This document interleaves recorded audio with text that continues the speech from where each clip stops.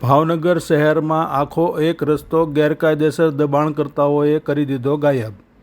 શહેરના મુનિદેરીથી આંબાવાડી વચ્ચે એક રસ્તો દબાણકર્તાઓએ દબાણ કરીને કરી દીધો હતો ગાયબ। આ રસ્તા પર કાચા પાકા બાંધકામ કરવામાં આવ્યા હતા, જેને આજરોજ મહાનગરપાલિકા દ્વારા દૂર કરીને રસ્તો કરવામાં આવ્યો ખુલ્લો। મહાનગરપાલિકાની દબાણ હટાવની ટીમ દ્વારા આજે આ તમામ કાચા પાકા બાંધકામો દૂર કરવામાં આવ્યા। ત્યારે આમ નાગરિકને સવાલ થાય છે કે હજી આવા કેટલા રસ્તાઓ પર દબાણકર્તાઓનું છે સામ્રાજ્ય।